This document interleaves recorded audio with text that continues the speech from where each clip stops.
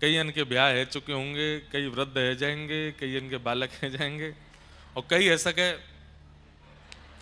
संसार का क्या भरोसा भैया। श्वास रुक जाएगी चलते चलते, समा बुझ जाएगी जलते जलते, दम निकल जाएगा, दम निकल जाएगा रोशनी का, क्या भरोसा है इस जिंदगी का, क्या भरोसा है इस जिंदगी का। पर हम रहे ना मोहब्बत रहेगी, हम रहे ना मोहब्बत रहेगी, दास्ता अपनी दुनिया कहेगी, दास्ता अपनी दुनिया कहेगी। हो फर्ज पूरा करो, फर्ज पूरा करो, फर्ज पूरा करो, फर्ज पूरा करो, फर्ज पूरा करो, बंदगी का, क्या भरोसा है इस जिंदगी का, क्या भरोसा है इस जिंदगी। कोई जरूरी नहीं है कि आपको ही 2030 में कथा श्रवण को मिले। कुछ भी हो सकता है, दुनिया का कोई भरोसा थोड़ी, अगले क्षण का भी क्या पता, हम ही नहीं रहे, हमारे अंतिम क्षण का भी नहीं पता है। पर ये बात तो निश्चित है भाई, देखो खूब मना करो कि मत बोलो, ऐसे मत बोलो, ये मत बोलो, पर ये तो दुनिया का नियम है। सारी कथाएं आपके लिए थोड़ी हैं, हमारे लिए भी तो हैं। दुनिया का कोई भरोसा तो है नहीं, पर हाँ जितना जीवन मिला है ऐसा कुछ कर जाइए। हम रहे ना मोहब्बत रहेगी, दास्ता अपनी दुनिया कहेगी। सब कहें कि भाई जो भी था, जितने दिन था बहुत अच्छा था। वैसे तो ये सभी के लिए कहा जाता है, कितना भी कामी क्रोधी लोभी व्यक्ति मृत्यु को प्राप्त होता है, सब उसकी प्रशंसा ही करते हैं, पर 2-4 दिन बाद नहीं। ऐसा मानो आपका जीवन सफल तब हो कि जब आप गए तो सब लोग वर्षों तक याद करते रहे, ये जो भी थे कुछ दे के गए, ये जो भी थे कुछ बदल के गए, जितने दिन थे कुछ प्रदान करके गए, कुछ अनुभव करा करके गए। हमें लगता है जीवन का साफल्य यही है, आप चले जाएं पर आपकी बातें, आपका व्यवहार, आपकी बनाई गई स्थिति, विचार, वो सदा चित्त में रहे लोगों के। नरसिंह मेहता सशरीर धराधाम से कम 500-600 वर्ष पहले चले गए, पर आज तक उनकी गाथा, आज तक उनका भाव, आज तक उनके विचार अनेक वैष्णव, कम से कम भक्तों के चित्त में तो रहते ही हैं। मीराबाई भले ही शरीर से नहीं है, लेकिन पूरे विश्व को बता गए भक्ति का स्वरूप क्या है। जरूरी नहीं है भक्ति मार्ग में ही ऐसा होता है कि आपके जाने के बाद आपका यश रह जाता है। आप जिस क्षेत्र में हैं उस क्षेत्र में ऐसी क्रिया कर जाओ, सब याद रखें आपको। अब याद रखवाने का तरीका तो राक्षस प्रवृत्ति भी होती है। राक्षस प्रवृत्ति से भी हम याद रख सकते हैं किसी को, भाई बहुत खतरनाक था, बहुत ऐसा था, पर जिसको स्मरण करके रात की नींदें उड़ जाएं, भय लग आवे, भयभीत हो जाएं, हम ऐसी क्रिया करके नहीं। 10 वर्ष, 20 वर्ष, 50 वर्ष, 100 वर्ष बाद भी कोई याद करे तो नेत्र सजल हो जाएं, ऐसी क्रिया करो। ऐसा स्वभाव, ऐसा विचार, उसका निर्माण कीजिए, और वो भक्ति से होगा, वो सत्संग से होगा। स्वामी विवेकानंद आज तक याद किए जाते हैं क्योंकि रामकृष्ण परमहंस जी का सत्संग प्राप्त था उनको। हमें ऐसा लगता है जिसको भी याद किया जाता है उस दिव्य आत्मा ने किसी गुरु का आश्रय जरूर लिया, और गुरु ने ही उसे ऐसा बनाया कि उसे पूरा विश्व याद करे। तो ऊंझा आएंगे जल्दी, उससे पहले गुजरात में बहुत बार आना होगा। आप सब लोग 2030 से पहले पहले सब जगह आना। बड़ोदरा में तो जनवरी में आ रहे हैं, वहां पधारिएगा। उसके बाद भी शायद गुजरात में एक आध जगह कहीं कथा है, हमें स्मृति में तो नहीं है, पर तब तक आप लोग जहां भी कथा हो वहां पहुंचिएगा। और एक और बात, जरूरी नहीं है कि आप केवल एक ही व्यासपीठ को श्रवण किया करें।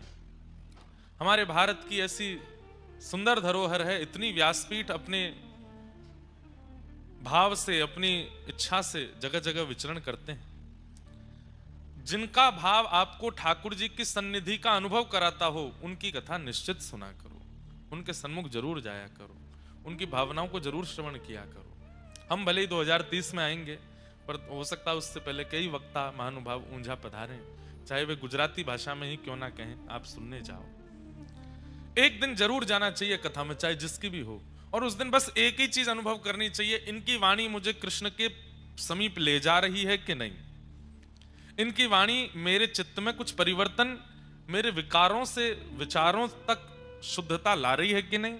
अगर यह संभव लग रहा हो तो निश्चित जाओ, श्रवण करो। हमें किसी को बांधना नहीं है कि आप एक ही स्थान पर रहो, हमारे ही रहो, इधर ही रहो, सब जगह जाओ जहां से ठाकुर जी प्राप्त हो जाएं। आपको जानकर के हैरानी होगी, श्री तुकाराम जी महाराज महाराष्ट्र के परम संत हुए। हम जिस प्रांत में जाते हैं वहीं कैसे हो जाते हैं, पर एक बात मैं आपको बहुत स्पष्ट कहूं, महाराष्ट्र के जितने भक्त हुए भगवान के, वो कुछ अलग ही हैं। श्री तुकाराम जी महाराज, नामदेव जी महाराज, जनाबाई, श्री ज्ञानेश्वर माउली, आप कभी उनकी गाथा सुनेंगे, उनके जीवन चरित्र को जब आप देखेंगे ना, सच में आप अनुभव करेंगे कि इनका प्रस्तुतिकरण भक्ति में कुछ अलग है। बहुत भक्त हैं महाराष्ट्र के। हमारे डोंगरे जी महाराज आपके गुजरात से ही हैं, पर डोंगरे जी महाराज कहते थे कि द्वारिका से लीला पूर्ण करके ठाकुर जी वैकुंठ नहीं गए, तो कहां गए? बोले पंढरपुर चले गए। चंद्रभागा नदी के तट पर पुंडलीक के लिए आज भी ईंट पर खड़े ठाकुर जी, वैकुंठ नहीं गए हैं, पंढरपुर में पुंडलीक भक्त के लिए वहां खड़े। बहुत सुंदर, हमें बहुत अच्छा लगता है महाराष्ट्र के संतों की कथा सुनाने में। तो श्री तुकाराम जी महाराज चक्रवर्ती सम्राट छत्रपति शिवाजी महाराज, वे जब कभी भी अवसर मिलता था श्री तुकाराम जी का प्रवचन सुनने के लिए जाते थे। कई उनके आश्चर्य हुए हैं, कई मुगलों ने इस बात की खोज की कि छत्रपति सम्राट शिवाजी महाराज, इसको कब मारा जा सकता है। तो लोगों ने कहा कि ये प्रवचन सुनने के लिए जाते हैं, तब एक भी सेना का आदमी नहीं लेके जाते, और जो सेना के लोग प्रवचन में जाते भी हैं वो अस्त्र शस्त्र छोड़ के जाते हैं। सत्संग में जाकर के शिवाजी पर आक्रमण किया जा सकता है। तो एक मुगल राजा ने पूरी अपनी सेना को भक्त भेष बना करके और अस्त्र शस्त्र छुपा करके कथा में भिजवा दिया। बोले जाओ, वहीं शिवाजी बैठे होंगे, उनको वहीं मार दो। तुकाराम जी सुंदर कीर्तन कर रहे थे। कभी अवसर मिले बंधुओं, हमारे महाराष्ट्र के वारकरी संप्रदाय के वैष्णवों का कीर्तन सुनिएगा। अब वो होता तो वो मराठी भाषा में है, पर हमको सौभाग्य मिला है, एक बार नासिक में कथा थी तो वहां के महाराज जी ने हिंदी में कीर्तन करवाया। कीर्तन वहां कथा को ही कीर्तन कहते हैं। तो वहां का बड़ा सुंदर नियम है, व्यासपीठ नहीं होती, एक आसन लगता है, और जब तक व्यास जी नहीं आते तब तक तो वहां कीर्तन चलता है। बढ़िया मंजीरा बजते, मृदंग बजती है और वीणा बजती है। जैसे व्यास जी आते हैं वो एक कीर्तन गाते हैं, उसी कीर्तन पर ही 1.5-2 घंटा प्रवचन करते हैं। बहुत आनंद आता है। तो तुकाराम जी कीर्तन कर रहे थे और श्री शिवाजी महाराज बिल्कुल सामान्य वैष्णव की तरह, छत्रपति शिवाजी महाराज बैठे, अस्त्र शस्त्र छोड़ करके, सब सैनिक जन भी अस्त्र शस्त्र छोड़ करके बैठे हैं। तभी मुगल आक्रांताओं ने उस प्रवचन सभा में प्रवेश किया, छुपा करके लाए थे शस्त्र की, यहीं मारेंगे। जैसे ही उस सभा में प्रवेश किया, सत्संग की ऐसी कृपा, जितने लोग बैठे थे सबका रूप शिवाजी की तरह प्रकट हो गया। सब में शिवाजी दिखने लगे। उन लोगों को पहचान नहीं पा रहे, ढूंढ नहीं पा रहे, इनमें असली शिवाजी कौन है। डर के मारे दौड़े गए और जाकर के मुगल राजा से कहा, वहां तो 1000 शिवाजी बैठे, किसको मारे हम, सबका एक जैसा चेहरा है। तो शिवाजी महाराज तुकाराम जी का बहुत प्रवचन सुनते थे। एक बार की बात है, श्री शिवाजी महाराज ने मन में विचार कर लिया, अब मुझे इनसे दीक्षा लेनी, और सब कुछ छोड़ करके आप पुणे के पास में एक स्थान है, वहां विराजते थे। शिवाजी महाराज पधारे।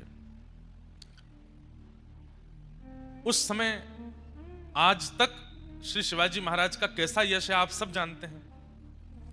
छत्रपति शिवाजी महाराज जब तुकाराम जी के दर्शन करने के लिए आए तो इतनी संख्या में, तादाद में भीड़, सैनिक आदि सब चल रहे थे और सब जगह तुकाराम जी की जय जयकार होने लगी। वाह भैया, धन्य है ऐसे गुरु जो इतना सुंदर शिष्य मिल रहा है। तो तुकाराम जी महाराज के चरणों में जाकर के बोले, मुझे आप स्वीकार करें, मुझे आप अंगीकार करें। तुकाराम जी महाराज थोड़ी देर प्रवचन करने के बाद बोले, मैं आपका गुरु नहीं बन सकता, आप मुझे शिक्षा गुरु मान लीजिए, आप मुझे अपना जीवन पथ का गुरु मान लीजिए, लेकिन आपके दीक्षा गुरु तो जंगल में विराजमान हैं, समर्थ गुरु रामदास, वो आपके गुरु बनेंगे, वही आपके गुरु, आप उनके पास जाओ। शिवाजी महाराज और आनंदित हो गए, कैसा त्याग है। एक छत्र सम्राट को देख करके कौन नहीं चाहेगा कि ये मेरा शिष्य बन जाए। लेकिन श्री तुकाराम जी महाराज कहते, मैं तुम्हारा गुरु नहीं हूं, तुम्हारे गुरु तो समर्थ गुरु रामदास हैं, वन में विराजमान हैं, उनके शरणागति में जाओ, प्रवचन हमारा सुन लिया करो, हमारे पास जदा कभी कभी आ जाओ, पर तुम्हारे चित्त को जो शांति मिलने वाली है वो तो समर्थ गुरु रामदास ही तुमको देंगे, उनके पास जाओ। तब शिवाजी महाराज ने समर्थ गुरु जी के शरणागति ग्रहण की। तो हम ये बात कहना चाहते हैं कि उस काल के श्री तुकाराम जी महाराज ने जब किसी को नहीं बांधा, किसी को नहीं रोका, तो आजकल आचार्य जन क्यों रोकते हैं, क्यों मना करते हैं। हम बोल देंगे तो बहुत विवादित हो जाएगी बात, पर कई जगह ऐसा कह दिया जाता है, केवल हमें सुनो, हमारी सुनो, और किसी की मत सुनो। नहीं, अगर ये भावना कबीरदास जी ने अपनाई होती तो कभी कबीर कबीर नहीं बन पाते। सबके पास गए, श्रीमद वल्लभाचार्य जी के पास गए, उस काल के कबीर जी श्री जनाबाई के दर्शन करने वो भी महाराष्ट्र पधारे। कबीरदास जी सबके पास गए और सबके यहां जाकर के कुछ ना कुछ ग्रहण करते थे और उसको गा देते थे। रैदास जी नहीं बन पाते, मीराबाई नहीं बन पाती, अगर यही भावना रखते कि केवल हमारी सुनो और हमें सुनो। नहीं, सबकी सुनो, जहां से कृष्ण भक्ति प्रकट हो रही हो उनको जरूर सुनो।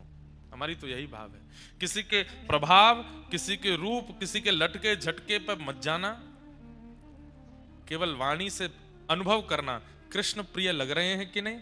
अगर कृष्ण की सामिप्यता लगती है तो उनको सुनो, अगर कृष्ण सामिप्य नहीं हो पा रहा है, केवल लग रहा है कि ठीक है सत्संग प्रवचन चल रहा है पर ठाकुर जी के प्रति हमारा रुझान नहीं बढ़ रहा है, तो उन्हें दंडवत प्रणाम कर लो, और लेकिन सुनो सबको। तो भले ही हम 2030 में आएंगे, लेकिन उससे पहले गुजरात में जहां कहीं भी आए जरूर आना। और ऊंझा में खूब सुख मिला, उमिया माता को बस प्रणाम करते हैं, वे कृपा करें जल्दी उनकी शरण में आने का अवसर प्राप्त हो। आप सब लोगों को बहुत बहुत प्रणाम, सबको बहुत बहुत वंदन। हमारे नायक परिवार को बहुत बहुत आशीर्वाद व्यास मंच से, वे ऐसे ही सदा भक्ति भागवत में लगे रहें।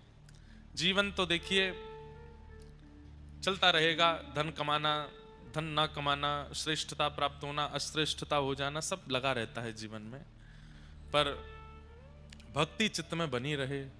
श्याम सुंदर सदा हमको प्यारे रहें, हम उन्हीं के रहें, वो हमारे रहें, ये भाव सदा आपके चित्त में रहना चाहिए। इसी भाव के साथ आइए कथा को अब विश्राम की ओर ले चलते हैं।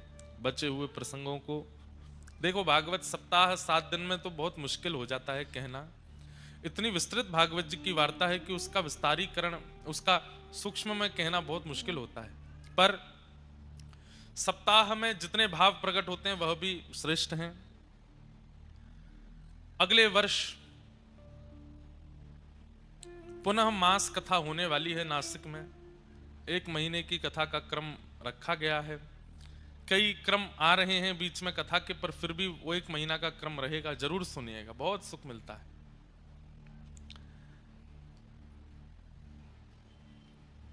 कल हम लोगों ने ठाकुर जी के रास बिहार का प्रसंग श्रवण किया। रास बिहार करने के पश्चात ठाकुर जी अपनी स्वाभाविक लीलाओं में प्रवेश कर गए। बाम बाहु कृत बाम कपोलो वल्कित ब्रू अधरार्पित वेणुम कोमलांग भिराश्रित मार्गम गोप्य ईरयति यत्र मुकुंद। इसे युगल गीत कहते हैं। श्रीमद् भागवत में 7 गीत हैं, उनमें से ये युगल गीत है। युगल गीत में 2 श्लोकों में गोपियां भगवान की रूप माधुरी का वर्णन श्रवण कर रही हैं। बहुत सुंदर भाव है। तत्पश्चात भगवान ब्रज में अन्य लीलाएं करने लगे। व्योमासुर का उद्धार किया, अरिष्टासुर का उद्धार किया, केसी राक्षस का उद्धार किया। यहां नारद जी ने कंस को जाकर के कहा, तुम्हारा शत्रु कृष्ण बड़ा होता जा रहा है, तुम कब मारोगे? कंस ने कहा, बोले कि मैं तो बहुत प्रयास कर चुका, वो मरता ही नहीं है। पूतना भेजी, अरिष्टासुर भेजा, व्योमासुर भेजा, केसी भेजा, इतने राक्षस भेजे, लेकिन वो मरता ही नहीं है।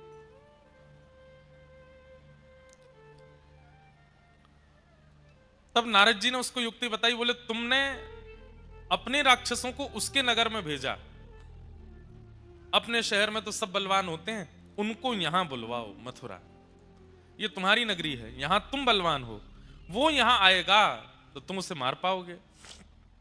कंस बोला, वो यहां क्यों आएगा? बोले उसके लिए योजना बनानी पड़ेगी। भगवान शिव ने तुमको एक धनुष दिया है, इसका यज्ञ करो और उस यज्ञ में सुंदर मेला रखो और उस मेला में पुरस्कार वितरण समारोह करो और ब्रजमंडल के कुछ विशिष्ट लोगों को पुरस्कृत करने की भावना से मथुरा बुलवाओ, उसमें कृष्ण बलराम का भी नाम दे दो। सब लोग पूछेंगे किस लिए पुरस्कार दे रहे हैं? बोले हमने सुना था इंद्र ने बहुत जोर से वर्षा करी तो या छोटे से लाला ने गिरिराज जी उठाए।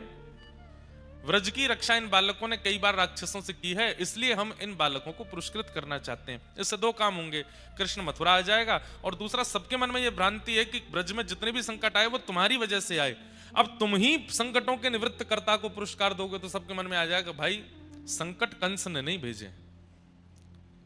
हमने कहा ना नारद जी बहुत अच्छे डायरेक्टर हैं, स्क्रिप्ट राइटर हैं, ऐसी बढ़िया योजना बनाते हैं। कंस चरणों में गिर गया, जय हो गुरुदेव, आप मेरा कितना हित चाहते हैं। कंस के सिर पर हाथ धर के बोले, मैं बस तेरे हाथों परसों कृष्ण को मरा देखना चाहता हूं, मुझे और कुछ नहीं चाहिए, अपने गुरुजी को दक्षिणा देनी है तो यही दे दो। कंस बोला, जी गुरुदेव अब देखिए मैं क्या करता हूं। कंस ने पूरी मथुरा नगरी में ढिंडोरा पिटवा दिया कि धनुर्यज्ञ हो रहा है, मेला होगा और उसमें ये अमुक नाम के लोगों को पुरस्कार दिया जाएगा। जैसे ही ठाकुर जी का नाम आया लोग बाग बोले शत्रु को ही पुरस्कार दे रहा है। मन में आ गया कि अरे नहीं हो सकता है कि कंस सुधर गया हो और ये कृष्ण को शत्रु ना मानता हो। यहां कंस को पट्टी पढ़ा करके श्री नारद जी महाराज सीधे पहुंचे वृंदावन। ठाकुर जी गैया चरा रहे थे। दूर नारद जी को देख करके ठाकुर जी तुरंत एकांत में गए, कहे नारद कैसे आए? भगवान 11 वर्ष हो गए, आप तो ब्रजमंडल में ऐसे लीन हो गए हो कि आगे की लीलाएं कैसे करनी है, क्या करना है, सब भूल भाल गए हो। कब मारेंगे कंस को? इस दुष्ट का वध कब करेंगे आप? भगवान मंद मंद मुस्का के बोले, वहां क्या बोल के आए हो? सब पता है हमें, पूरी योजना बनवा के आए हो हमारी। नारद जी बोले, मुझे कुछ नहीं पता, परसों आपके हाथों कंस को मरा देखना चाहता हूं। भगवान बोले, बहुत बढ़िया नारद, सब जगह ऐसी योजना बनाते हो। पर ठाकुर जी थोड़े से मायूस हो गए। नारद जी बोले, क्या हुआ भगवान, आप इतने चिंतित क्यों लग रहे हैं? ठाकुर जी कह रहे हैं, नारद मैं ब्रजवासियों को छोड़ करके कैसे जाऊंगा? ये ब्रजवासी मेरे प्राण बन गए हैं। ब्रजवासी वल्लभ सदा मेरे जीवन प्राण, इनको ना बिसारे हो मोहिनंद बाबा की याद। ये मेरे प्राण हैं। नारद मैं कैसे जाऊंगा यशोदा मैया से दूर, नंद बाबा से दूर? ये मधुमंगल श्रीदामा तनसुखा मनसुखा धनसुखा मेरे सखा, मेरी गैया, इन लोगों के लिए भोजन प्रधान नहीं है, इन लोगों के लिए सोना प्रधान नहीं है, इन लोगों के लिए जलपान प्रधान नहीं है, इनकी एक ही प्रधानता है कृष्ण। बस हमें ठाकुर जी दिखते रहे। मैं गौशाला जाऊं तो गैया चारा खाती हैं, मैं ब्रजवासियों को दिखूं तो ब्रजवासियों के घर प्रसाद बनता है, मैं दिखूं तो ही सोते हैं, मैं दिखूं तो ही चलते हैं। इनका प्राण मैं हूं और मेरे प्राण ये हैं, मैं इनसे दूर कैसे जाऊं? नारद जी बोले, भगवान ये आसक्ति जैसी, मोह जैसी वार्ता आपके मुख से सुनने में अच्छा नहीं लग रहा है। अरे केवल मथुरा नहीं जाना है आपको, केवल कंस को नहीं मारना है, बहुत काम है। देवकी को कारागृह से मुक्त करना है। 11 वर्ष से वो मैया आपकी प्रतीक्षा कर रही है, आपकी जन्मदात्री मां। आप वचन दे के आए थे कि मैं आऊंगा लौट के, उनको मुक्त करना है। जरासंध का वध करना है, कालनेमी का वध करना है, नवीन नगरी द्वारिका का स्थापन करना है। परांबा जगदंबा लक्ष्मी साक्षात रुक्मणी रूप में प्रकट होंगी, उनसे विवाह करना है। वेद की ऋचाएं 16,000 मंत्र आपकी पत्नी बनकर के आने को तैयार हैं, उनसे विवाह करना है। भौमासुर का वध करना है, महाभारत का युद्ध कराना है और पूरे विश्व को गीता जैसा ज्ञान प्रदान करना है। सब निश्चित था ठाकुर जी पहले से, ये सब आपको करना है। आप यहां धर्म स्थापन के लिए आए हैं और ये मैं क्या देख रहा हूं, इन ब्रजवासियों से मोह हो गया आपको। नारद जी ने ये तक कह दिया, पहले ब्रह्मा जी को शक हुआ था कि आप भगवान हो कि नहीं, फिर इंद्र को शक हुआ कि आप भगवान हो कि नहीं, आज ठाकुर जी मुझे भी शक हो रहा है, आप सच में परमात्मा हो ना? क्योंकि परमात्मा ऐसा तो नहीं होता। हम जितना ठाकुर जी को जानते हैं वो किसी से मोह नहीं करते, किसी से ममत्व नहीं रखते, किसी से प्रेम नहीं करते, किसी के बंधन में आसक्त नहीं होते। आपकी वाणी सुनकर के मुझे संशय हो रहा है, आप सच में परमात्मा है ना? ठाकुर जी बोले, नारद ये आसक्ति नहीं है, ये मोह नहीं है, ये प्रेम है। और पता नहीं क्यों मैंने अनेक अवतार धारण किए हैं, पर ब्रजवासियों ने जो स्नेह, जो प्रेम मुझे प्रदान किया है, मैं इनके प्रेम पाश में, प्रेम रस्सी से बंध गया हूं। मैं भूल रहा हूं कि मैं परमात्मा। बंधुओं, प्रेम इसी को तो कहते हैं। अगर आपके प्रेम के प्रस्ताव से सामने वाला अपने अस्तित्व को नहीं भूला तो प्रेम कैसा?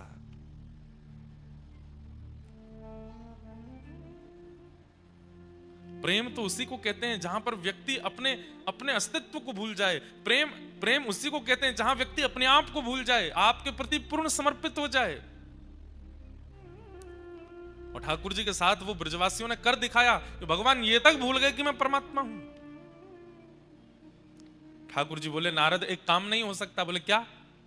तुम शंकर जी को बोल दो कि सृष्टि वो संभाल लें, ब्रह्मा जी को कह दो कि मेरी पदवी पर वो बैठ जाएं, मुझे ग्वारिया बनने में सुख है, मैं ब्रज में यहीं रह जाऊं, इन ब्रजवासियों के बीच में गैया चराऊं, मधुमंगल सीदामा के संग डोलूं, नंदरानी यशोदा की गोद में खेलूं, किशोरी जी के संग रास विहार करूं। मुझे अब ब्रह्मांड संभालने की इच्छा नहीं हो रही है।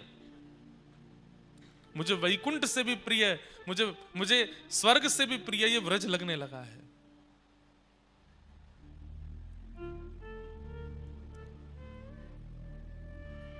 तुम शंकर जी से बात कर लो ना। सतयुग त्रेता द्वापर में मैं परमात्मा था, अब वही परमात्मा बन जाएं। मैं अपना अस्तित्व हटा देता हूं, दो ही देव रहेंगे, ब्रह्म और शिव। मैं कहां हूं? मैं सदा ब्रज में रहूं, इन ग्वारियाओं के बीच में, इन ब्रजवासियों को मुझे बहुत सुख मिलता है यहां पर। नारद जी बोले, ये कैसी बात कर रहे हैं आप? प्रेम।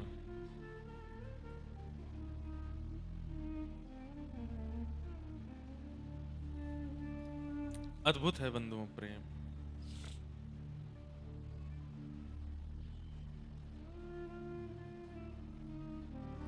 भगवान नारद जी अपनी सौगंध देते हैं ठाकुर जी को कि ठाकुर जी आपको जाना पड़ेगा व्रज से। ठाकुर जी कहते हैं मैं कैसे जाऊंगा, कोई योजना है? नारद जी बोले हां, अक्रूर जी परसों आपको लेने के लिए आएंगे।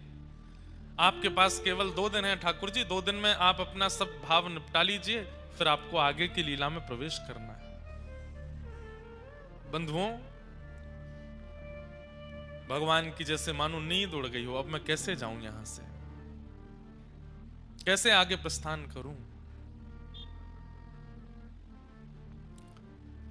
अक्रूर जी को कंस ने भेजा है वृंदावन, जाओ कृष्ण बलराम को निमंत्रण देकर के आओ, धनुर्यज्ञ में पुरस्कार देना है, वे लोग मथुरा पधारे। अक्रूर जी महाराज व्रज आए, सब ब्रजवासियों की भीड़ लग गई नंद भवन में कि भाई कंस का दूत क्यों आया। और जैसे पत्र पढ़ करके सुनाया कि धनुर्यज्ञ में कृष्ण बलराम को पुरस्कार देने के लिए महाराज कंस ने मथुरा बुलाया है, तो कहीं पुरस्कार देने का खबर समाचार सुने तो सब नाचने लगते हैं, गाने लगते हैं, आनंदित हो जाते हैं, पर वृंदावन में सुन्न सन्नाटा, कोई प्रसन्न नहीं हुआ। अक्रूर जी महाराज बोले, मैंने समाचार सुनाया कि कृष्ण बलराम को पुरस्कृत करने के लिए मथुरा बुलाया, आप लोग शांत क्यों हैं? ब्रजवासी बोले, कितने दिन के काजे कन्हैया जावेगो मथुरा? बोले बस आज रात्रि निकलेंगे, आज शाम तक निकलेंगे, कल वहां रुकेंगे, परसों आ जाएंगे। ये सुनकर के ब्रजवासियों में कई तो मूर्छित होकर गिर पड़े कि हम इतनी देर बिना कृष्ण को देखे कैसे रहेंगे। ब्रजवासियों की स्थिति देख करके ठाकुर जी घबरा गए। बोले, इन्हें कैसे बताऊं कि मैं तो हमेशा के लिए जाने वाला हूं, ये एक दिन के लिए जा रहा हूं। ये खबर सुनकर के मूर्छित हो करके गिर रहे हैं, बेहोश हो रहे हैं, व्याकुल हो रहे हैं, रो रहे हैं। इन्हें कहीं से अगर पता चल गया कि मैं आने वाला ही नहीं हूं, क्या होगा? यशोदा मैया बोली, हमें ना भेजनो अपनो लाला, कंस से कह दो पुरस्कार यहीं घर भिजवा देगो, हमारो लाला कहीं नहीं जावेगो। और सब ब्रजवासी यशोदा मैया के पक्ष में आ गए, हाँ हमारो लाला नहीं जावेगो, बिल्कुल नहीं जावेगो। ठाकुर जी ने मन में विचार किया, मुझे ही कुछ करना पड़ेगा, नहीं तो ये ब्रजवासी तो नहीं जाने देंगे। ठाकुर जी ने नाटक किया रोने का और बैठ गए बीच में आकर के और यशोदा मैया से बोले, मैया तू तो चाहवे ही ना है कि मैं बड़ो बनूं। अरे 24 घंटा इन गैयान ने चरातो रहूं, गोबर में लिपो रहूं, धूल में सनो रहूं और इन ब्रजवासीन के यहां बस घूमता रहूं, बस यही में मेरो पूरा जीवन निकल जाएगा। अरे सबके बालक आगे बढ़े, सबके बालक ऊपर जामे, सबके बालकन को श्रेष्ठता प्राप्त होवे, तेरे लाला को पहली बार कोई पुरस्कार देवनो चाहे और तू मना कर रही है। हाँ मैं तो केवल यही मारे हूं ना, कालिया नाग आ गयो वाकू भगाया, तृणावर्त आ गयो वाकू मार दे, सक्टासुर आ गयो वाकू वध कर दे, ब्रजवासीन की रक्षा के लिए गिरिराज जी उठा ले। और आज पहली बार कोई ने पुरस्कार देवे को मन बनाया तो आप सब लोग मना कर रहे हो। ठाकुर जी ये बात मन से नहीं बोल रहे हैं। ब्रजवासी सब शांत हो गए कि कन्हैया को कहीं ऐसा तो नहीं लग रहा कि हम उससे प्रेम नहीं करते, इसलिए हम उसको पुरस्कार लेने से मना कर रहे हैं। यशोदा मैया बोली, नहीं लाला हम यहां हमारे मना ना कर रहे, तू जाने तो है कंस कितना दुष्ट है। अरे तो आपको बुद्धि परिवर्तित है कि अब पुरस्कार देवे बुला रहा हूं, मैं क्यों नहीं जाऊं मथुरा? और 2 दिन की तो बात है, मैं परसों आ जाऊंगा ना। दाऊ दादा कन्हैया की ओर देख रहे हैं, बोले कि कन्हैया झूठ तो मत बोले, ये परसों की बात मत कह, तू बस जावे की बात कह। ठाकुर जी बोले, दाऊ दादा अगर मैं परसों नहीं बोलूंगा तो ये ब्रजवासी नहीं जान देंगे, और अगर मैं परसों की कह के नहीं जाऊंगा, कोई आश में इनको छोड़ के नहीं जाऊंगा, ये प्राण त्याग देंगे। बंधुओं प्रेम बड़ा विचित्र है। प्रतीक्षा प्रेम का एक स्वरूप है और ब्रजवासियों जितनी प्रतीक्षा पूरे विश्व में किसी ने नहीं की। 11 वर्ष 56 दिन की आयु में ठाकुर जी गए हैं और ब्रजवासी 225 वर्ष केवल प्रतीक्षा करते रहे कि ठाकुर जी आ रहे होंगे, अब हमारो लाला आवेगा। हर दिन ब्रजवासी कहते परसों की कह के गयो, परसों तो कब की बरसन की निकल गई। अरे नाए आज बोलो, आज कहा बोलो, बोले परसों आवेगो, परसों फिर बोल दियो आज परसों आवेगो। रोज ब्रजवासी परसों परसों कहते कहते ठाकुर जी एक दिन तो ब्रजवासी सब हंसने लगे, वाह लाला कल नहीं कह के गयो, परसों कह के गयो, और ये परसों बरसन के समान है गई, रोज परसों आ जाए।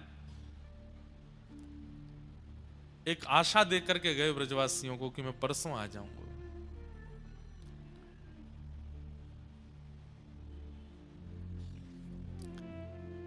आज कोई ब्रज में सोया नहीं है।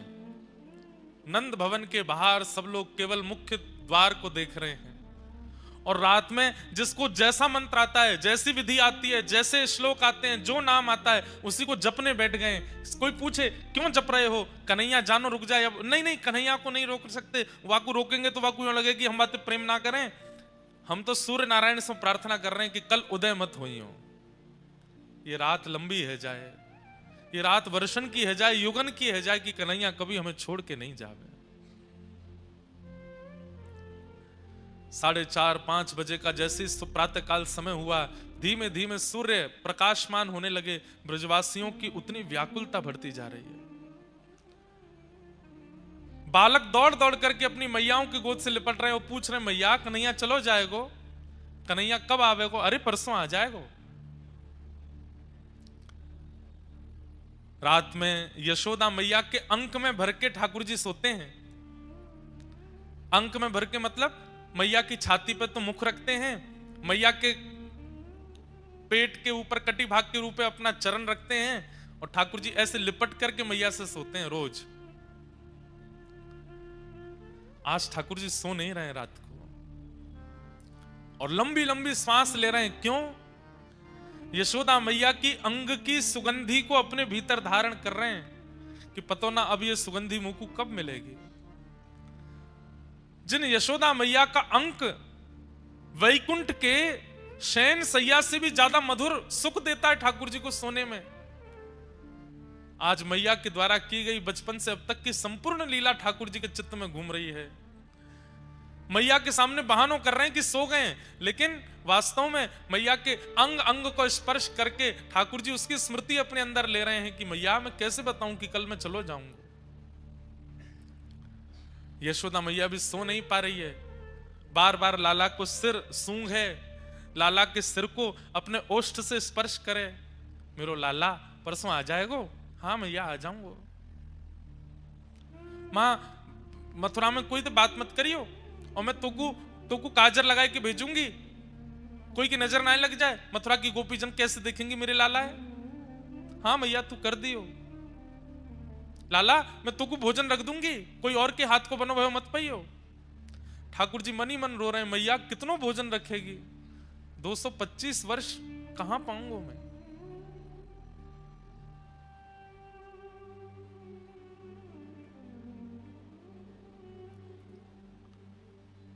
रात भर यशोदा मैया के अंक से लिपटे ठाकुर जी रुदन करते रहे। सुबह जैसे ही ठाकुर जी की निद्रा खुली, आज तक ठाकुर जी कभी अपने आप नहीं उठे। मैया आती है, लाला को सिर पकड़े, अपने हाथ से दूध पिलावे, सोते भय ठाकुर जी के मुख से दूध स्पर्श कराती है और उसको पीते पीते ठाकुर जी तब आंख खुलते हैं। लेकिन आज मैया जैसे ही दूध को पात्र लेके आई तो कहा देखी ठाकुर जी बैठे हैं, जग गए हैं। लाला कहा भयो? आज तक कभी ऐसा पहले नहीं भयो कि तू उठ के बैठ गए हो, आज अपने आप बैठ गए हो। मैया के अंक से लिपट गए, बोले मैया मैं परसों तक कैसे रहूंगा तेरे बिना। परसों शब्द है पर मन में बरसों आ रही है ठाकुर जी के। अरे ना लाला, अब तू ही तो कल कह रो सबके बालक ऊपर बढ़े तो वो बढ़नो है, अब तो को लगे कि तू पुरस्कार लेके आगे बढ़ेगो तो तू जा। और मैं कहीं जा थोड़ी नहीं हूं लाला, तू आ जाएगा वापस।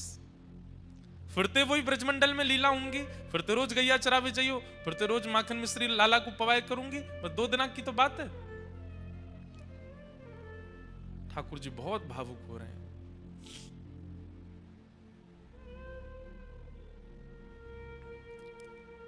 गुजरात का ये एक पद मुझे बहुत प्रिय लगता है। 56 भोगन थाल धराए के, 56 भोग थाल धराए के, माखननी मिश्री मारी रह गई गोकुल मां, माखननी मिश्री मारी रह गई गोकुल मां। नंद लाला ने माता यशोदा जी सांभरे, ममता नि मूर्ति मारी रह गई गोकुल मां। नंद लाला ने माता यशोदा जी सांभरे, ममता नि मूर्ति मारी रह गई गोकुल मां।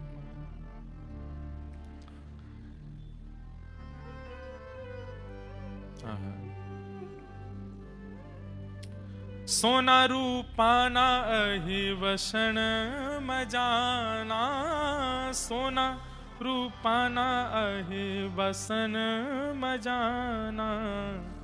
कासानी थाली मारी रह गई गोकुल मां, कासानी थाली मारी रह गई गोकुल मां। नंद लाला ने माता यशोदा जी सांभरे, ममता नि मूर्ति मारी रह गई गोकुल मां। नंद लाला ने माता यशोदा जी सांभरे, ममतानी मूर्ति मारी रह गई गोकुल। आपके गुजरात में द्वारिका में बंधुओं विरही श्री कृष्ण हैं, बहुत विरह में है। अरे सामने देवकी मैया को बैठा रखा है अपने कि मेरी मां दिखती रहे, और देवकी में ही श्री यशोदा जी का भाव करते हैं ठाकुर जी। आज भी द्वारिकाधीश अपनी श्रृंगार आरती में, संध्या आरती में वेणु धारण करते हैं, व्रज को याद करते हैं, व्रज की स्मृति करते हैं। ब्रजवासियों की प्रतीक्षा तो सबको अनुभव होती है, गोपियों की प्रतीक्षा तो सबको अनुभव होती है, यशोदा मैया राधा रानी की प्रतीक्षा तो सबको दिखाई देती है, उनका विरह, उनका कष्ट सबको दिखता है, पर ठाकुर जी का विरह किसी को नहीं दिखता। ठाकुर जी कितने विरह में हैं बंधुओं। विरह में रो ले व्यक्ति, विरह में व्याकुल हो ले व्यक्ति, इसका मतलब विरह की दवाई ले रहा है। वो किसी को व्याकुलता हो रही है और वो रो रहा है, तो इसका मतलब है कि वो विरह की औषधि ले रहा है। किसी को विरह हो रहा है और वो एकांत में बैठ करके परेशान हो रहा है, तो इसका मतलब वो विरह की औषधि ले रहा है। कहीं ना कहीं से विरह निकल तो रहा है, लेकिन किसी को विरह हो रहा है और फिर भी वो मुस्कुरा रहा है, किसी को विरह हो रहा है और वो आंसू निकलने नहीं दे रहा है, इसका मतलब असली विरह वही सह रहा है। ब्रजवासी रो रहे हैं, विलख रहे हैं, व्याकुल हो रहे हैं, परेशान हो रहे हैं, इसका मतलब वो विरह की औषधि ले रहे हैं। रो करके थोड़ा विरह शांत तो होता होगा, पर ठाकुर जी तो रो भी नहीं पाते हैं। जितने दिन ठाकुर जी द्वारिका में रहे, आज भी द्वारिकाधीश समुद्र की तरफ मुख करके बैठे हैं। क्यों? क्योंकि पीछे अगर मैं देखूंगा तो व्रज की याद आएगी। व्रज की ओर मुख करके ठाकुर जी चलते भी नहीं है।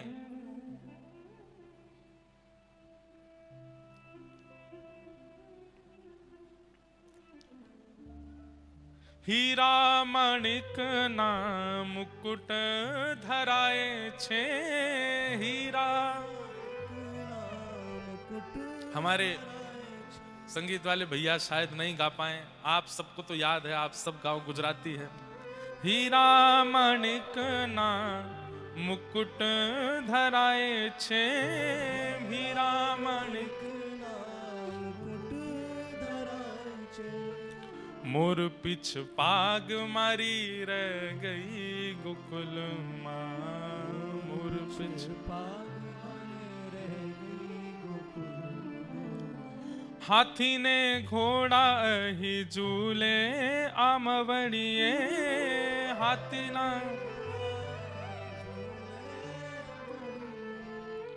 गोरी गोरी गावड़ी मारी रह गई गोकुल मां। गोरी गोरी मारी रह गई गोकुल। नंद लाला ने माता यशोदा जी सांवरे ममतानी मूर्ति मारी रह गई गोकुल मां। नंद लाला ने माता यशोदा जी सांवरे ममतानी मूर्ति मारी रह गई गोकुल। राधा जी ने एटल कह जो धव जी। राधा जी ने हे राधा जी ने टल कह जो धव जी।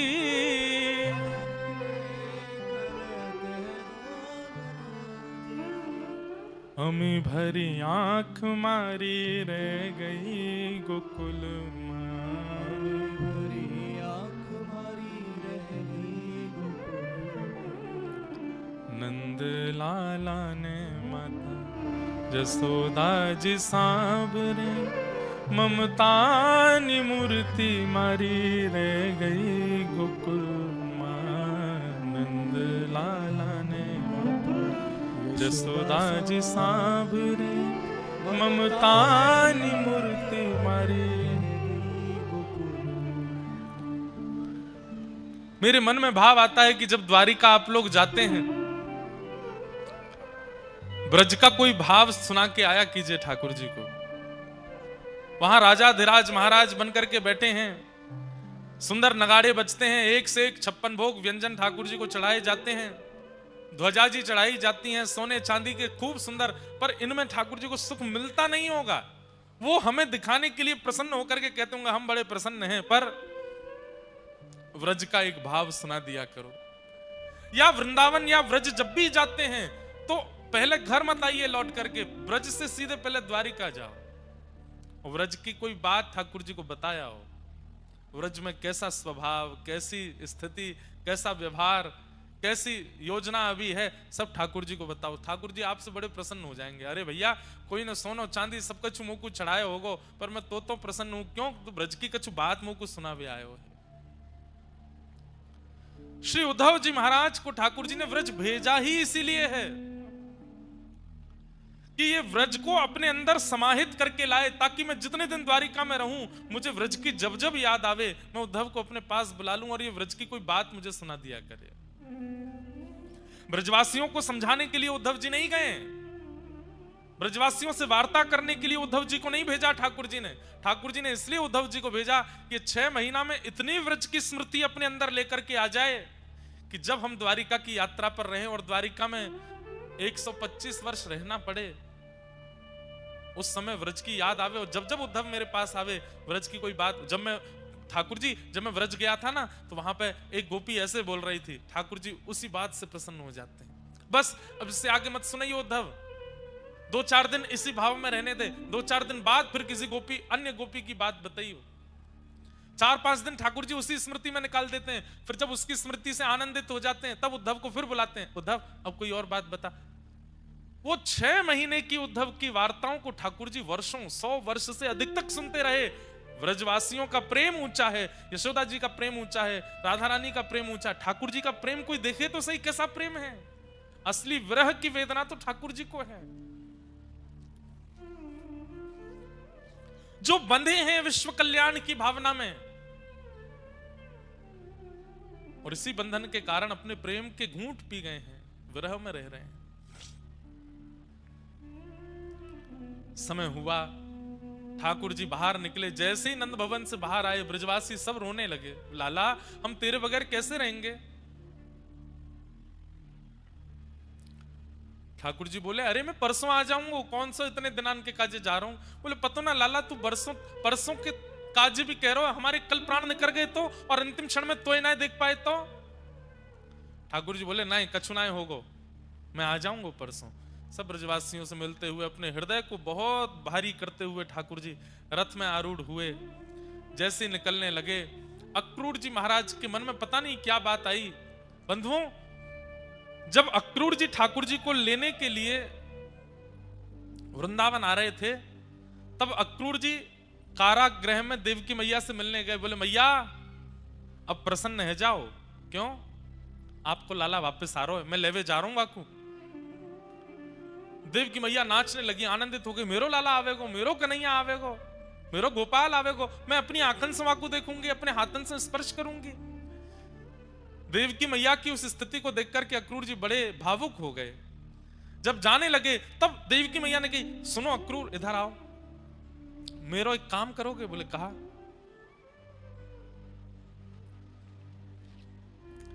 यशोदा जी को सत्य बता देना कृष्ण किसके पुत्र हैं। अक्रूर जी बोले मैया ये काम कैसे कर सकता हूं मैं, और ये कार्य किसी के वध करने के समान है, ये मुझे मत कहिए कहने को। उद्धव अगर ऐसा नहीं किया तो जीवन भर यशोदा इतनी व्याकुल, इतने विरह और इतनी वेदना में रहेगी, और वह वेदना वह विरह मैं भी यहां सहन नहीं कर पाऊंगी। अगर मुझे यशोदा की स्थिति किसी ने आके बताई तो मैं ही बावली हो जाऊंगी। 11 वर्ष 56 दिन में जब मुझे आकर के कोई यशोदा नंदन कृष्ण कहता है तो मैं अपनी वेदना समझती हूं। इसलिए यशोदा को सत्य बता देना। यहां देवकी मैया ने कुछ गलत नहीं किया बंधु। यशोदा मैया जीवन भर आश में रहती कि लाला मेरो है, आयो नहीं, अपनी मैया के पास आयो नहीं। अपने प्रश्न पर, अपने प्रेम पर प्रश्न चिन्ह उठ जाता, अपनी ममता पर प्रश्न चिन्ह उठ जाता, मैंने इतना प्रेम ना कियो कि लाला लौट के नहीं आयो मेरे पास, कृष्ण वापस नहीं आए। इसका एक भाव तो पता होगा यशोदा को कि वो मेरो लाला ना है, वो देवकी को लाला है, इसलिए बता के आना। उद्धव जी महाराज चलते रथ से 1 मिनट के लिए उतर गए। ठाकुर जी ब्रजवासियों से मिल रहे थे और दौड़ करके गए। ठाकुर जी बोले कहां जा रहे हो? अक्रूर जी महाराज बोले एक काम है ठाकुर जी, आप मिलो सबसे, मैं आऊं। और यशोदा मैया को भीतर नंद भवन में लेके गए और बैठा करके मैया से बोले मैया एक बहुत जरूरी बात करनी है, इसके बाद हो सकता है आपकी स्थिति दयनीय हो जाए, पर मुझे बताना पड़ेगा। कृष्ण आपके पुत्र नहीं है, कृष्ण देवकी के लाला है। कंस से रक्षा करने के लिए 11 वर्ष 56 दिन पूर्व एक बालिका को आपने जन्म दिया था और उस बालिका को स्थानांतरित करके श्री वसुदेव जी महाराज यहां अपने लाला को सुला गए थे। वास्तव में कृष्ण देवकी के लाला है और अब वो वापस अपनी मां के पास जा रहे हैं। यशोदा मैया का पहले ही खून ठंडा हो गया था ये बात सुनकर के, लेकिन जब अक्रूर जी ने ये बात कह दी कि मैया अब संभवतः कृष्ण लौट के आएंगे नहीं, और ऐसा कहकर के प्रणाम करके जैसे ही गए, यशोदा मैया की मानो जैसे श्वास रुक गई हो। किसी को एक साथ 1000 बिच्छू डस दें, उसकी जो पीड़ा होती है वो यशोदा मैया को होने लगी। एक तो ये बता देना कि वो आपके पुत्र नहीं है, और उसके बाद भी ये कह देना कि वो आज अंतिम बार दिख रहे हैं, अब लौट करके नहीं आएंगे। यशोदा मैया इस विरह को सह नहीं पाई। एक बार तो वहीं मूर्छित होकर गिर पड़ी, पर तभी उन्हें अंतर आत्मा से याद आया कि कन्हैया को एक बार तो देख लूं, जा रो है मेरो लाल, मेरो कन्हैया, मेरो छोना अब जा रो है, एक बार तो वाकू देख लूं। दौड़ी है यशोदा मैया, रथ आगे की ओर बढ़ रहा है। ठाकुर जी सब ब्रजवासियों से मिल रहे हैं। ब्रजवासियों की भीड़ में यशोदा मैया चिल्ला रही है कन्हैया, लाला नेक रुक जा कन्हैया। इतने हल्ला, इतने शोर के बीच में यशोदा जी का स्वर ठाकुर जी को सुनाई दे गया। भीड़ में मैया को पुकारते देख ठाकुर जी कूद पड़े रथ से। मैया तू कहां गए हो? तू ऐसे काहे क्यों हो रही है? और इतनी व्याकुल क्यों हो रही है? इतनी विरही क्यों हो रही है? और ये देख सबरी भीड़ आ रही है, मैया तू किनारे आ जा। बार बार अपने अंग से लगाते हैं ठाकुर जी। मैया तू काहे क्यों ऐसे हो रही? अरे मैं आ जाऊंगा, तू कह दे। तू अगर कह देगी कि मैं नहीं जाऊंगा, परसों तक के लिए इतना विरह रोए, मैं नहीं जाऊंगा मैया, मैं कह दूंगा अक्रूर जी चले जाएंगे और दाऊ दादा जाके पुरस्कार ले आएंगे, मैं नहीं जा रहा हूं मैया, मैं तेरे पास रुक जाऊंगा। यशोदा मैया कह रही है लाला क्यों ना कह सकूं मैं कि तू रुक जा यहीं पे।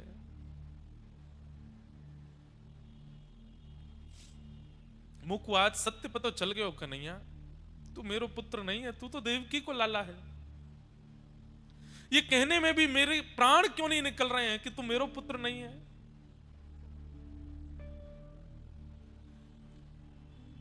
ठाकुर जी स्तब्ध हो गए, अक्रूर जी को देखने लगे। अक्रूर जी हाथ जोड़ के क्षमा मांग रहे, नाथ देवकी मैया की आज्ञा थी। अब ठाकुर जी किसी से कुछ नहीं कह रहे हैं, अब मैं कितना छुपाऊं, कितनी आशाएं दूं। यशोदा मैया लाल जी के एक एक अंग का स्पर्श कर रही हैं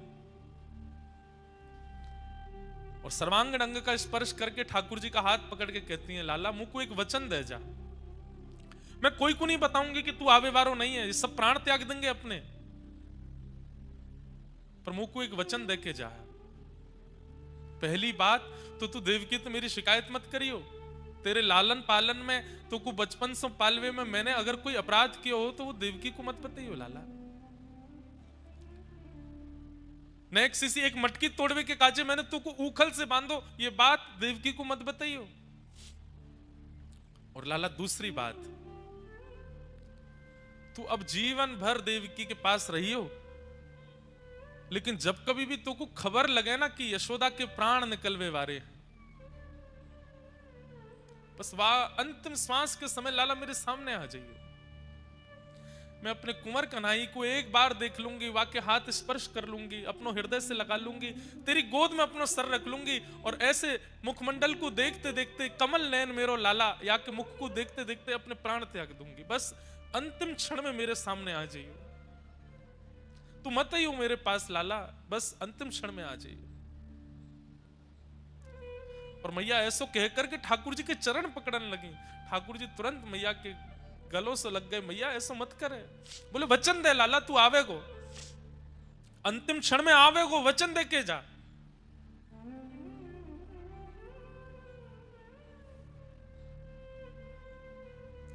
ठाकुर जी यशोदा मैया को वचन दे रहे, मैया तो अंतिम क्षण नहीं, तू जब जब नेत्र बंद करेगी मैं तेरे सामने ही रहूंगा मैया, मैं कहीं नहीं जाऊंगा।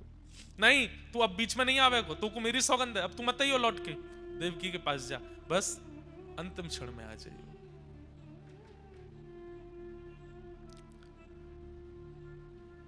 यशोदा मैया कहते कहते व्याकुल हो गई। ठाकुर जी को अक्रूर जी ने कहा जय चलें। जैसे ही ठाकुर जी रथ की ओर मुड़े, यशोदा मैया देख नहीं पाई लाल को जाते भय, वहीं मूर्छित होकर गिर पड़ी।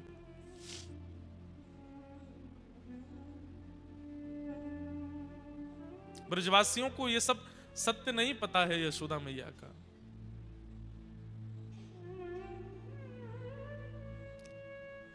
रथ पर आरूढ़ हो गए ठाकुर जी।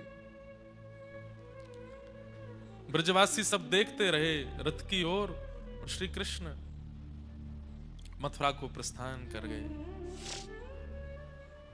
मथुरा जाकर के ठाकुर जी ने अनेक उद्धार किए, कंस का वध किया, देवकी मैया को मुक्त किया, और तुरंत ठाकुर जी ने आज्ञा मांगी कि अब मैं विद्यालय अध्ययन करवे के काजे जानो चाहूं। और बस उग्रसेन नाना को राज्य गद्दी पर बैठा के ठाकुर जी एक रात्रि से ज्यादा मथुरा रुके नहीं, तुरंत अवंतिका उज्जैन चले गए पढ़ने के लिए। सांदीपनि उपाध्याय जी के यहां जाकर के ठाकुर जी ने अपना स्वाध्याय किया। वर्षों तक सांदीपनि उपाध्याय जी के यहां अध्ययन करने के बाद फिर ठाकुर जी लौट करके मथुरा पधारे। ब्रज की बहुत याद आती है। उद्धव जी महाराज को ठाकुर जी ने व्रज वृंदावन भेजा। गोपियों के सन्मुख उद्धव जी पहुंचे, जाकर के ठाकुर जी का रूप वर्णन कर रहे हैं। 6 महीने बाद जब उद्धव जी लौटने लगे तो गोपियां उद्धव जी से कहती हैं, उद्धव माने तो मनावी ले जो रे, हे उधा जी रे मारा वाला ने, हे बढ़ीने के जो। उद्धव बरसों की कह के गए, बरसों तक आए नहीं है। एक बार उनको समझा देना कि वो वापस आ जाए, और अगर वो एक बार की बात में ना माने तो डांट के कहना वो एक बार तो आ जाए यहां पर।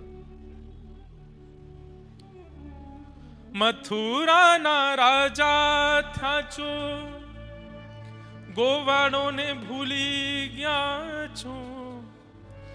मथुरा ना राजा था जो, गोवालों ने भूली गया छो। मानी तीने भूली गया छो रे, हे ओधा जी रे मारा वाला ने, हे बढ़ीने के जो। एक बार गोकुल आवो, माता जी ने मोढ़े थावे। एक बार गोकुल आवो, माता जी ने मोड़े थावो। गायों ने हम भारी जायो रे, हे ओधा जी रे मारा वाला ने, हे बढ़ीने के जो। माने तो मनावी ले जो रे, हे ओधा जी रे मारा वाला ने। एक बार आ जाए गोकुल, केवल मैया का मुख दिख जाए, अपना मुख दिखा जाए। अपनी गैया जो पूरे दिन मथुरा की ओर देखती रहती हैं, एक बार इनको चरा जाए, फिर चले जाएं। एक बार आके चले जाएं, एक बार कह दो ना उनसे।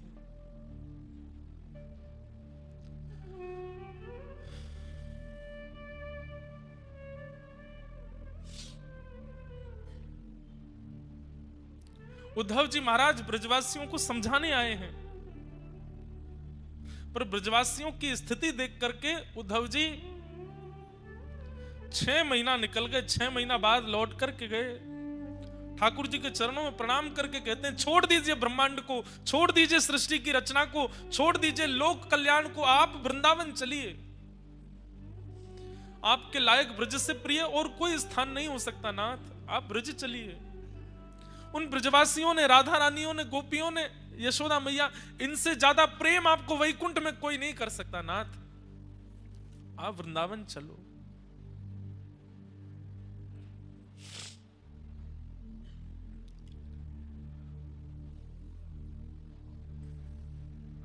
प्रेम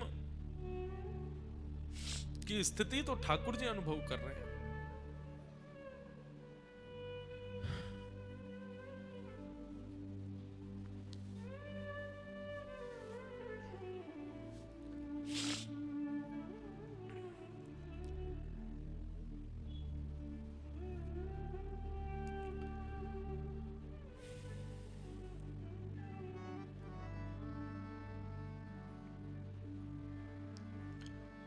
मथुरा पर जरासंध ने चढ़ाई की, भगवान ने उसके साथ युद्ध करके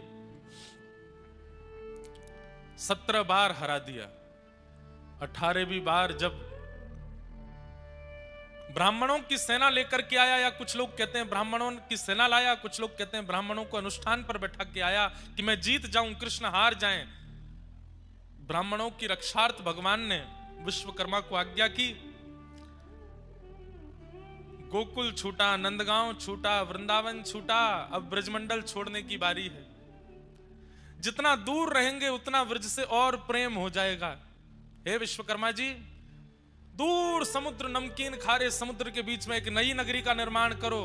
वृंदावन के परिंदे भी चाहें तो वहां पहुंच ना पाते हो, इतनी दूर ले जाओ, ताकि वृंदावन की वह अग्नि में मैं जलता रहूं। इन ब्रजवासियों के प्रेम के ऋण से सदैव, उस ऋण में, अपने उस ऋण के भार में सदैव को खोजता रहूं, चाह करके भी वृंदावन आ ना पाऊं। इतनी दूर एक नगरी का निर्माण करो, ताकि इन वृंदावन वासियों को जितना मैंने विरह दिया है, इनसे अधिक विरह की अग्नि में मैं रहूं। विश्वकर्मा जी ने समुद्र के बीच में द्वारिका नगरी का निर्माण किया। कोसों दूर पक्षी भी अगर चाहें तो 10 दिन लगेंगे उड़ करके वृंदावन से द्वारिका आने में। इतनी दूर मथुरा से, ब्रज से ठाकुर जी ने नगरी बनाई। रणभूमि में पहुंचे, दाऊ दादा का हाथ पकड़ा, बोले दाऊ दादा प्रणाम कर लें आप ब्रजभूमि को, अब चलना है यहां से। और प्रणाम करके ब्रजभूमि को, ब्रज की रज को अपने गोजा में रख के ठाकुर जी अपनी पीतांबरी में बांध करके संपूर्ण ब्रज को वंदन करके, और रणभूमि में युद्ध करते करते करते हाथ पकड़ के दाऊ दादा का रण छोड़ दिया, दौड़ करके गए हैं। देख रहे हैं सब कि कहां जा रहे हैं, कहां जा रहे हैं, कहां जा रहे हैं, ये गए और वो गए। ठाकुर जी रण छोड़ करके द्वारिका प्रस्थान कर गए। बोलो रण छोड़ राय भगवान की जय। रण छोड़ करके ठाकुर जी द्वारिका आ गए। सोते हुए समस्त मथुरा वासियों को विश्वकर्मा ने रात रात में द्वारिका पहुंचा दिया। उठे सुबह तो सब ढूंढने लगे, हमारे द्वार कहां हैं, द्वार कहां हैं। सबके घर बदल गए, सबके आंगन बदल गए। सबने जैसे ही अपने द्वार का द्वार खोला, हर द्वार के बाहर कृष्ण बलराम खड़े हैं। तो द्वारी द्वारी कम ब्रह्म, जहां हर द्वार पर ब्रह्म खड़े हैं, उसी को द्वारिका कहते हैं। बोलो द्वारिकाधीश की जय। ब्रजवासियों, मथुरा वासियों को लेकर के ठाकुर जी द्वारिका यदुवंशियों के साथ आ गए, और द्वारिका में आकर के ठाकुर जी ने श्री रुक्मणी जी के साथ में विवाह संपन्न किया। भौमासुर राजा का उद्धार करके 16,108 विवाह ठाकुर जी ने किए। 16,108 ठाकुर जी के विवाह संपन्न हुए। तत्पश्चात भगवान के अनेक लीलाएं भागवत में बताई गई। ठाकुर जी की दिनचर्या, ग्रहचर्या आदि का सबका वर्णन किया गया। बहुत कथाएं हैं द्वारिका में भी, सबको ठाकुर जी संपादित किए। भगवान के परम सखा श्री सुदामा जी का ठाकुर जी के समीप आना हुआ। सुदामा जी की एक बड़ी नवीन बात सुनने में आई कि ठाकुर जी को सुदामा इतने प्रिय क्यों लगते हैं। तो कहते हैं जब भगवान सांदीपनी गुरुकुल आ गए तो एक तो व्रज छोड़ के आए, एक रात मथुरा में रुके हैं, उसके तुरंत अगले दिन सांदीपनी गुरुकुल पढ़ने चले गए। वहां ठाकुर जी इतना रोते हैं व्रज की याद करके, व्रजवासियों की याद करके। सबको तो लगता था कि कृष्ण अपने घर को याद करते हैं, पर सुदामा जी एकमात्र ऐसे थे, ठाकुर जी के पास बैठते, ठाकुर जी का सर अपनी गोद में रख के पूछते, लाला तू काय को रोवे, कौन की याद आवे। तो ठाकुर जी कहते मुकु यशोदा मैया की याद आवे, मुकु श्री दामा तनसुका मनसुका की याद आवे, मुकु गैयान की याद आवे, मुकु नंद बाबा की याद आवे। तो सबकी याद ठाकुर जी को आती। तो सुदामा जी पूछते नंद बाबा कहा करें, कैसे कपड़ा पहने, यशोदा मैया कहा करें, कैसे कपड़ा पहने। सबकी दिनचर्या और सबके व्यवहार स्वभाव को सुदामा जी ठाकुर जी से पूछ लेते हैं। और फिर किसी दिन यशोदा मैया की तरह साड़ी पहन करके श्री सुदामा जी आ जाते हैं, और जैसे यशोदा मैया ठाकुर जी को बुलाती हैं लाला, वैसे ही स्वर में ठाकुर जी को कहती हैं लाला। ठाकुर जी देख करके चौंक जाते हैं, मैया मैया तू यहां आ गई। दौड़ करके सुदामा जी को अंक में भर लेते हैं। तो सुदामा जी को अंक में भरते ही उनको, अरे मैया तो, अच्छा सुदामा तू है, लाला तो को ब्रजवासी की याद आवे, रोज एक ब्रजवासी बन के आऊंगा तो कुछ सुख दे करूंगा। काउदना ठाकुर जी श्रीदामा बनिया में, काउदना मधुमंगल बनिया में, काउदना नंद बाबा को रूप धारण कर लें, काउदना गैया बन जा में। और वहां सांदीपनी गुरुकुल में ठाकुर जी प्रत्येक दिन एक ब्रजवासी का अनुभव सुदामा जी से कर लेते हैं और ठाकुर जी का मन लग जाता है। सुदामा जी कहते मुझको सुदामा बदल बोले, आज मुझको तू मधुमंगल ही बोलेगो। और ठाकुर जी मधुमंगल के साथ जैसा व्यवहार ब्रज में करते वैसा ही सुदामा जी के साथ करते हैं। आज मुझको तू मैया ही बोलेगो, तो जैसा मैया के साथ ठाकुर जी रहते हैं ना, जिद्दी हठी परेशान करने वाले, वैसे ही यशोदा की तरह सुदामा जी के साथ लीला करते हैं ठाकुर जी। इसलिए सुदामा जी ठाकुर जी को प्राणों से भी प्रिय हैं, क्योंकि जितने वर्ष सांदीपनी उपाध्याय के यहाँ ठाकुर जी रहे, ठाकुर जी का मन सुदामा जी ने लगाया ब्रजवासी बन बन करके। बहुत याद आती है ठाकुर जी को व्रज की। इसलिए सुदामा जी आज पधारे। ने श्री सुदामा जी की स्थिति देख करके सब कुछ दिया, सब कथा आपको बताई है। सुदामा जी पर अनुग्रह करने के पश्चात भगवान ने अपने सब यदुवंशियों को समझाया कि मैं भगवान होकर के भी तुम्हारी रक्षा नहीं कर पाऊंगा अगर तुम संतों का अपमान करोगे तो। लेकिन यदुवंशी इस बात को ध्यानपूर्वक समझते नहीं थे। ठाकुर जी आज्ञा करते थे सत्संग किया करो, कथा सुना करो, मंदिर जाया करो। अरे भगवान के रिश्तेदारों, तो इसका मतलब कथा सुनना बंद कर दोगे? ठाकुर जी के बच्चे आदि सब यदुवंशी सोचते, ठाकुर जी तो ऐसे बोलते रहते हैं, भगवान हमारे पिता हैं, भगवान हमारे चाचा हैं, भगवान हमारे ताऊजी हैं, हमको कथा सुनने की क्या आवश्यकता, सत्संग साधु संग करने की क्या आवश्यकता। और यही कारण बना, यदुवंशियों ने एक दिन संतों का अपमान किया, संतों ने शाप दे दिया।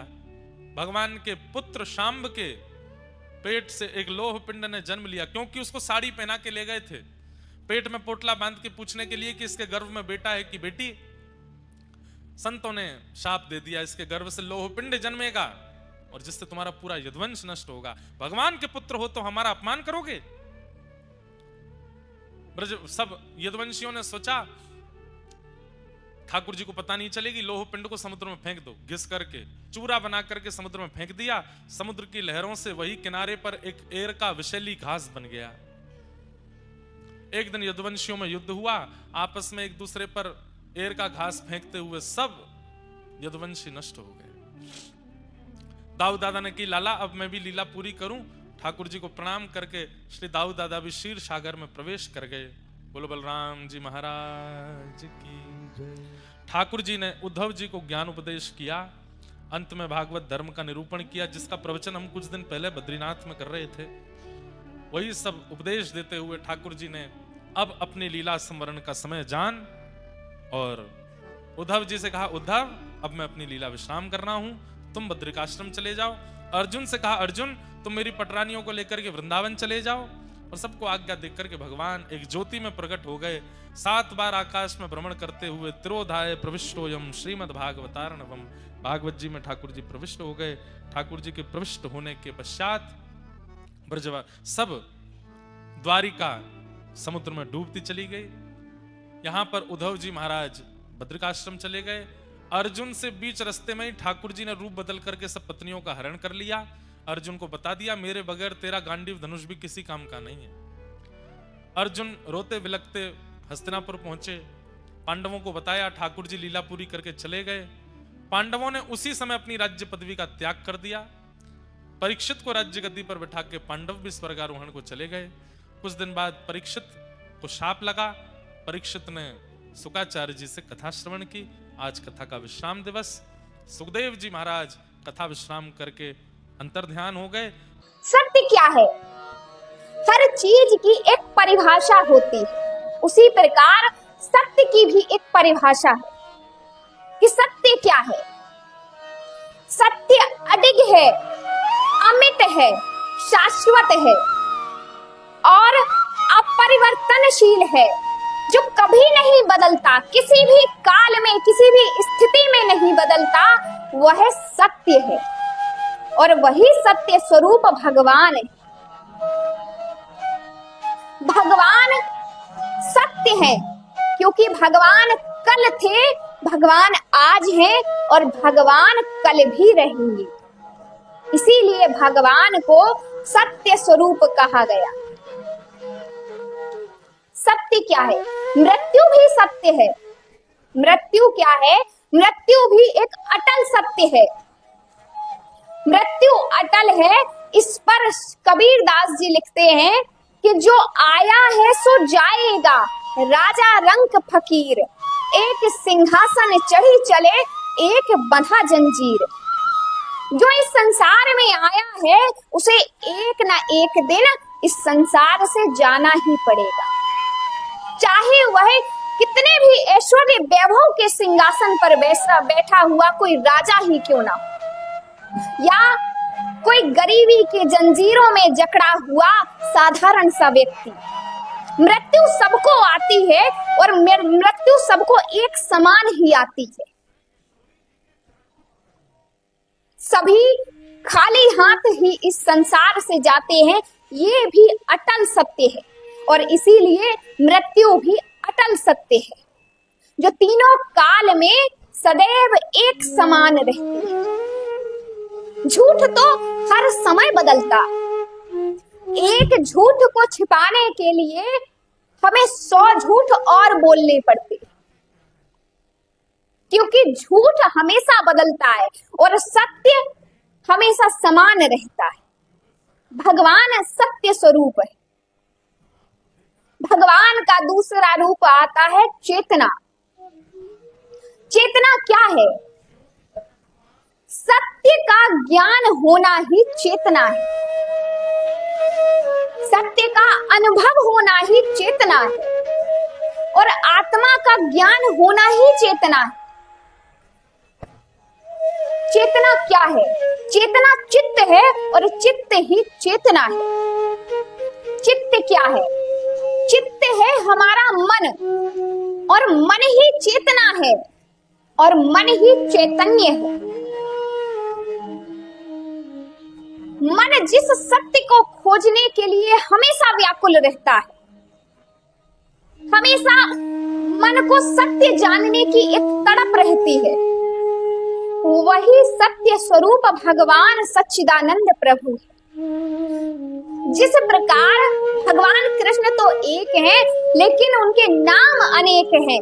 कन्हैया, गोविंद, गोपाल, मोहन, श्याम। भगवान के नाम तो अनेक हैं, लेकिन भगवान एक है। इसी प्रकार चेतना के ये सभी नाम हैं। चेतना, सत्य, ज्ञान, मन, चैतन्य, चित्त, ये सभी चेतना के नाम है। भगवान का आनंद स्वरूप क्या है?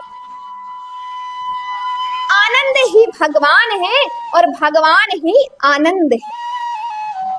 मानस जी में गोस्वामी तुलसीदास जी कहते हैं, जो आनंद सिंधु सुख राशि, सीकरते त्रैलोक सुपासी, सो सुख धाम राम असनामा, अखिल लोक दायक विश्रामा।